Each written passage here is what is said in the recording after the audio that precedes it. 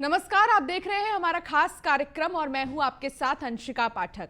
नवरात्र शक्ति का उत्सव है। नवरात्र को हम समझें, लेकिन उससे पहले हमें शक्ति को समझना बहुत ज्यादा जरूरी है। शक्ति क्या है, शक्ति क्यों जरूरी है, इन तमाम चीजों को बताने के लिए हमारे साथ स्टूडियो में मौजूद हैं पंडित अमित पांडे जी। पंडित जी, आपका बहुत बहुत स्वागत है। जी धन्यवाद आपका।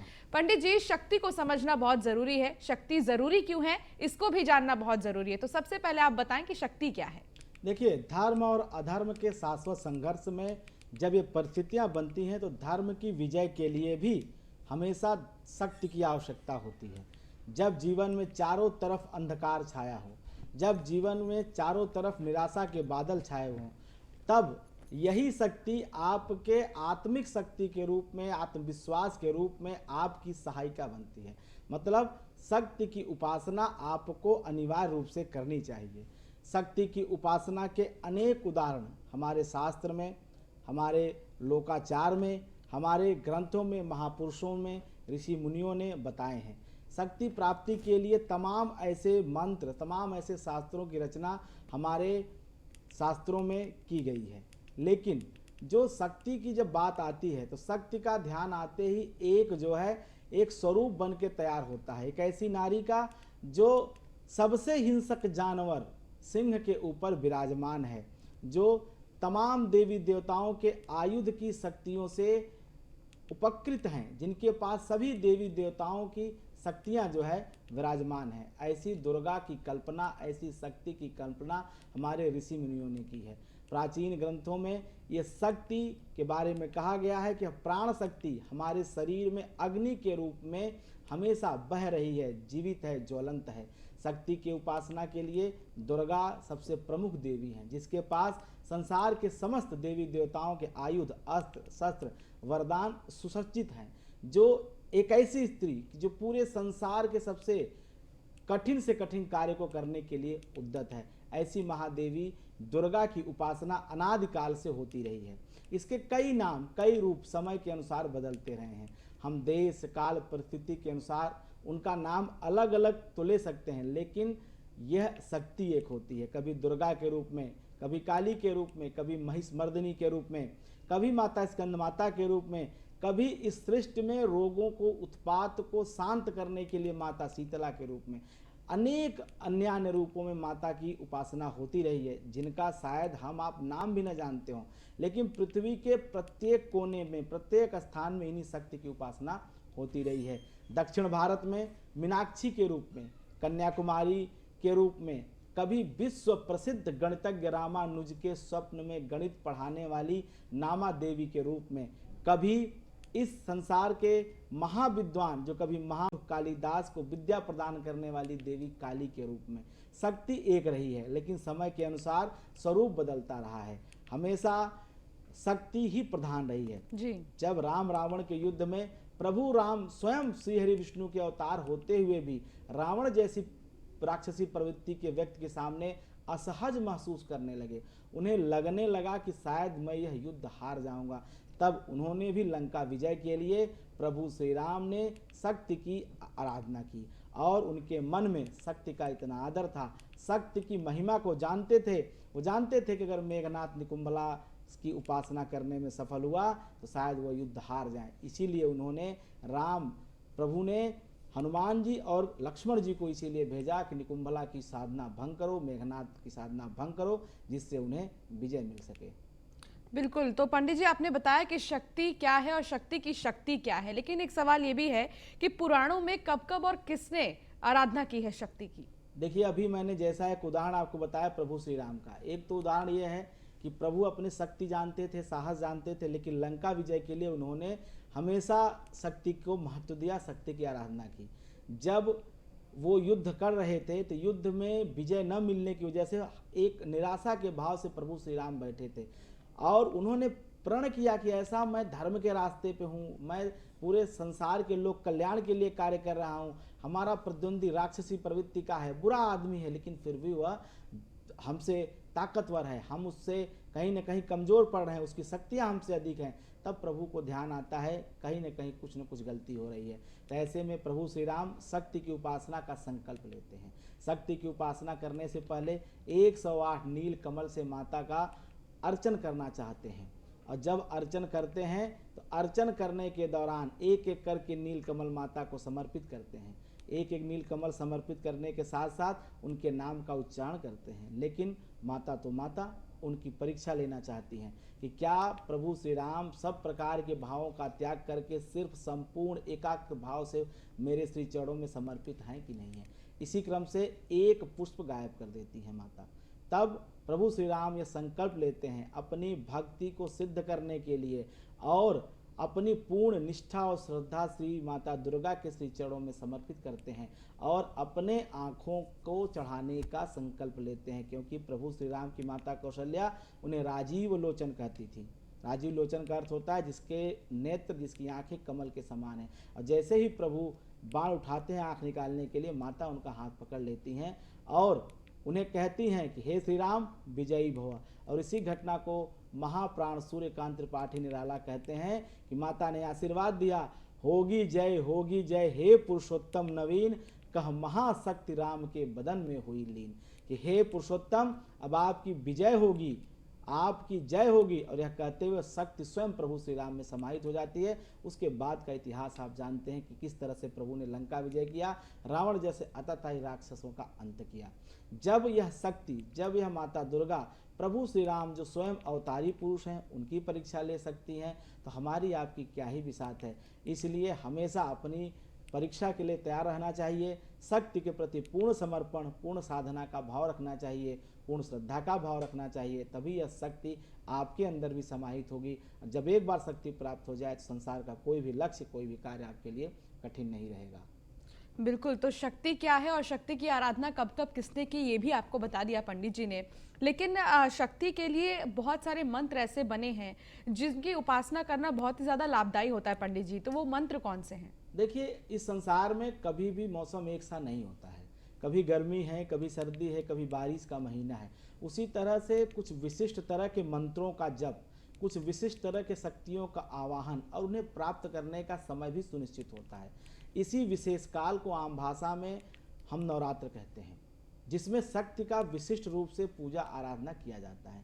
हमारे कई प्राचीन ग्रंथ शक्ति के उपासकों के द्वारा लिखे गए हैं, शाक्त ग्रंथों में वर्णित है, लेकिन शायद आज उस तमाम ग्रंथ आक्रमणकारियों द्वारा नष्ट कर दिए गए हों।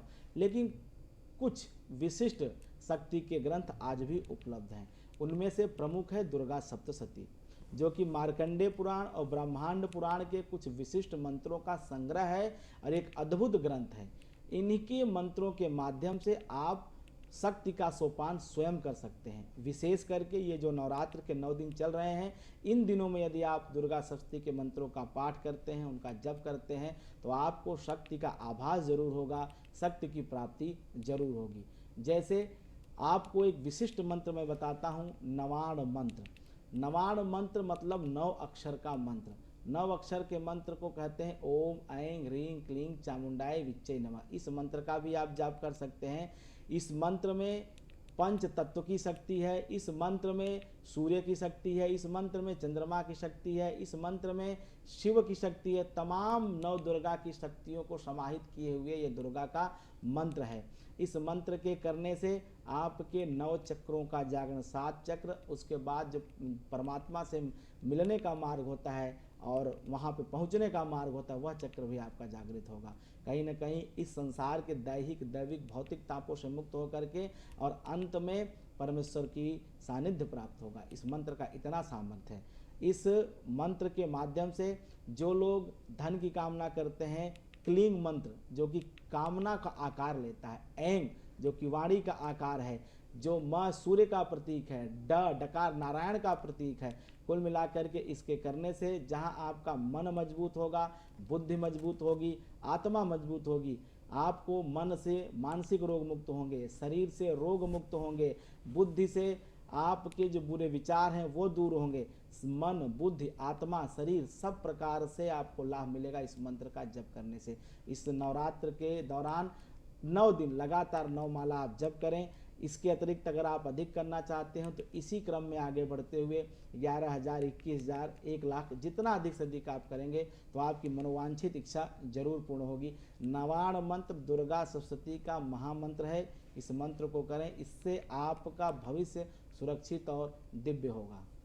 बिल्कुल, तो ये मंत्र हैं और इस मंत्र के ज़रिए आपकी जो समस्याएं हैं वो भी दूर हो जाएंगी। नवरात्र के 9 दिन इस मंत्र को जपेंगे तो आपका भला होगा। इसके अलावा बहुत सारे ऐसे विद्यार्थी हैं पंडित जी जो परेशान रहते हैं, बहुत सारे ऐसे लोग हैं जो कर्ज से दबे हुए हैं, कर्ज मुक्ति के लिए सोचते, तो उनके लिए कैसे मंत्र है? देखिए, अगर आप विद्यार्थी हैं और आप जीवन में शिक्षा प्राप्त करने से कुछ न कुछ बाधा झेल रहे हैं, तो ऐसे में आप दो चीज़ें करें। एक तो माता सरस्वती की उपासना करें, माता सरस्वती का ओम ऐं ह्रीं सरस्वत्यै नमः यह मंत्र कर सकते हैं, या आप रात्रि सूक्त का पाठ करना शुरू कर दें। इसी रात्रि सूक्त का पाठ महाकवि कालिदास ने किया था। रात्रि सूक्त का पाठ यदि रात को करके सोया जाए तो निश्चित रूप से स्मरण शक्ति मजबूत होती है, आपके अंदर कहीं न कहीं मेधा शक्ति बलवती होती है। इसके अतिरिक्त अगर आपको किसी भी प्रकार के धन धान्य की समस्या है, आपके ऊपर कर्ज की अधिक वृद्धि हो गई है, तो ऐसे समय में आपको कुछ दुर्गा की आराधना विशेष रूप से करनी चाहिए। जैसे दुर्गा सप्तशती के 4थे अध्याय का आपको पाठ करना चाहिए, और कर्ज मुक्ति के लिए आप दुर्गा सप्तशती के 11वें अध्याय का पाठ कर सकते हैं। ये दो काम करने से निश्चित रूप से आपको कर्ज मुक्ति मिलेगी, आपके जीवन में धन धान्य की वृद्धि होगी। 9 दिन आप श्री सूक्त का भी पाठ कर सकते हैं। श्री सूक्त के पाठ करने से आपके घर में स्थिर लक्ष्मी का वास होगा। यह करने से कभी भी आपको धन संपदा की कमी नहीं होगी। बिल्कुल, तो ये वो मंत्र हैं जिनके बारे में आपको पंडित जी ने बताया कि आखिर कैसे आप अपने घर की जो समस्या हैं और बाकी कर्ज से अगर आप परेशान हैं तो आप इनका इस्तेमाल कर सकते हैं। लेकिन पंडित जी, शक्ति को लेकर लोग बहुत सोचते हैं कि जाकर मंदिरों में हम बड़े बड़े जगह पर यज्ञ करें, हवन करें ताकि समृद्धि रहे, लेकिन क्या ये संभव है कि अगर कोई बाहर नहीं जा पा रहा है तो अपने ही घर में ठीक तरीके से पूजा कर सके? बिल्कुल, अगर आप कहीं बाहर जा कर के किसी बड़े यज्ञ अनुष्ठान का आयोजन नहीं कर सकते हैं तो अपने ही घर में माता का आवाहन करें, उनका चित्र लगाएं। जो भी आप जिन देवी शक्ति की आराधना पूजा करते हैं, शक्ति का देखिए मैं एक बात बताऊं कि रूप अलग हो सकता है, लेकिन शक्ति का जो मुख्य शक्ति है वो एक ही है, वह आद्या शक्ति जगदम्बा परम्बा भगवती ही है। नाम अलग अलग जरूर हो सकते हैं, स्वरूप अलग अलग हो सकते हैं, लेकिन उनका जो मुख्य तत्व है वो एक ही है। ऐसे में शक्ति का चित्र लगाएं, उनके सामने बैठ के 9 दिन लगातार अखंड दीप जलाएं, और मंत्रों का जो उन्हें अति प्रिय मंत्र है, नवाण मंत्र हुआ या दुर्गा सप्तशती के मंत्र हुए, कोई भी मंत्र जो आपको याद हो, या आप कुछ नहीं कर पा रहे हैं दुर्गा चालीसा का ही पाठ करें। 9 दिन उनके सामने बैठ के कलश की स्थापना कर सकते हैं। और सबसे बड़ी बात कि आप उन्हें नाना प्रकार के नैवेद्य अपने घर में बना के अपने हाथों से नित्य आप उन्हें समर्पित करें, अपने कल्याण की प्रार्थना करें। ये छोटे छोटे ऐसे उपाय हैं जो करके आप अपने समस्त पीड़ाओं से मुक्ति प्राप्त कर सकते हैं। नवरात्र इसमें बहुत सहायक होगा। बिल्कुल, हालांकि मंत्रों के बारे में तो हमने चर्चा कर ली पंडित जी, लेकिन इन मंत्रों से लाभ क्या मिलेगा? देखिए, जैसे अभी आपको लाभ की मैं बताऊं कि रोग मुक्ति, कई लोग ऐसे हमारे पास आते हैं कुंडलियां लेकर के जो लंबे समय से किसी न किसी बीमारी से पीड़ित हैं। रोग में औषधियां तो दी जा रही हैं, लेकिन औषधियां उनके लिए लाभकारी नहीं है। तो ऐसे में दुर्गा सप्तशती का मंत्र है, रोगान शेषान न पहंत तुष्टा रुष्टा तुकामान सकलान अधिष्ठान त्वामाश्रितानाम न विपन्नराणाम त्वामाश्रिताया श्रयता प्रयांति। मतलब कि आप जो है इस मंत्र का जब जप करेंगे तो रोग आपके शरीर का त्याग कर देगा। माता दुर्गा स्वयं अपने आश्रम में आपको ले लेंगी, और आप जब उनके आश्रम में रहेंगे तो दूसरों के भी आश्रयदाता बन जाएंगे। आप यकीन जानिए, ये मंत्र जब आप जपते हैं तो आपके अंदर एक सकारात्मक ऊर्जा का संचार होता है। ये ऊर्जा इतनी तगड़ी होती है कि जो बुरे नकारात्मक विचार हैं या कोई भी आपकी कोशिका ऐसी हो गई है जो ठीक से एक्टिव नहीं है, सक्रिय नहीं है, ऊर्जा कमी से आप बीमार महसूस करते हैं, तमाम दिक्कतें आपको शारीरिक दिखाई देती हैं, यह मंत्र करिए, यह इतनी सकारात्मक ऊर्जा उत्पन्न करता है मंत्र कि आपके शरीर में किसी भी तरह का रोग विकार नहीं रह जाएगा और आप हमेशा स्वस्थ रहेंगे। बड़ी से बड़ी बीमारी भी अगर आपको है तो उसमें भी यह कारगर सिद्ध होता है। यह मंत्र को करें, इससे आपको जरूर लाभ मिलेगा। बिल्कुल, दुर्गा सप्तशती के मंत्रों के बारे में भी आपने बताया दर्शकों को, लेकिन अगर गलती से कोई गलती हो गई तो ऐसे में हम कैसे माफ़ी मांगें? देखिए हमेशा एक बात तो बनी रहती है कि जब कोई विशिष्ट साधना या पूजा होती है, आज न तो वो परंपरा है कि कोई बैठ के गुरु आपको साधना कराए, आपका मंत्र जाप में जो है हाथ बटाए, ऐसी कोई स्थिति नहीं। लेकिन आपने साधारण गृहस्थ जीवन में रहते हुए भी यदि आप ये सब सारी क्रियाएं करते हैं, तो देखिए एक बात मैं बताऊं आपको कि शंकराचार्य जी कहते हैं कि नैतक छठत्वम मम भावयेथा क्षुधा त्रिसारताम जननी स्मरंती। नैतक छठत्वम मम भावयेथा मतलब कि मैं जो इतने दिनों तक दुष्टता कर रहा था, आपको याद नहीं कर रहा था, आपके प्रति समर्पित नहीं था, इसमें मेरा कोई दोष नहीं है, ये मेरी कोई गलती नहीं है। क्षुधा त्रिसारताम जननी स्मरंती, ये एक छोटा बच्चा समझिए कि जब तक उसे भूख नहीं लगती है तब तक वो अभी माँ माँ नहीं कहता है। इसी तरह से जब तक मुझे आपकी जरूरत महसूस नहीं है तब तक मैंने आपको बुलाया नहीं। और शंकराचार्य जी आगे कहते हैं कुपुत्रो जायते क्वचिदपि कुमाता न भवति। कुपुत्र यकीनन हो सकता है लेकिन माता कभी कुमाता नहीं हो सकती है। तो अगर आपसे कोई गलती होती है तो सिर्फ यह एक लाइन आपके लिए पर्याप्त है, कुपुत्रो जायते क्वचिदपि कुमाता न भवति। मैं तो कुपुत्र हूँ ही लेकिन आप मेरी माता है और माता कभी कुमाता नहीं होती हैं। संसार में सबको माफ़ कर देने वाली अगर कोई शक्ति है तो मातृशक्ति है। मातृशक्ति ने ही संसार को अपने कंधों पर उठा रखा है और उन्हीं के पुण्य कर्मों का प्रताप है कि संसार में जीवन दिखाई देता है, इस संसार में ऊर्जा दिखाई देता है। और इस संसार में जो यह सब कुछ जितनी चीज़ें सुंदर है वो कहीं न कहीं इसी नारी शक्ति की कृपा है और इसी प्रकृति की वजह से यह संसार इस मूल रूप में आपको दिखाई देता है, जिसके भरण पोषण की जिम्मेदारी स्वयं माता ने उठा रखी है। कभी शाकंभरी शक्ति के रूप में, कभी जो है माता मीनाक्षी के रूप में, कभी अन्नपूर्णा के रूप में। तो यह शक्ति अनंत है। माता सिर्फ इतना कहिए कुपुत्रो जायते क्वचिदपि कुमाता न भवति, इतना कहने मात्र से ही आपकी समस्त पूजा पाठ स्वीकार हो जाएगी। बिल्कुल, अगर किसी का विवाह नहीं हो रहा है पंडित जी तो कौन सा मंत्र सही रहेगा? देखिए कन्याओं के लिए तो इसमें मंत्र ये है कि ओम क्लीं कात्यायनी महादेवी महायोगेश्वरी नंदकोप सुतम देवी पतिम में कुरुते नमः।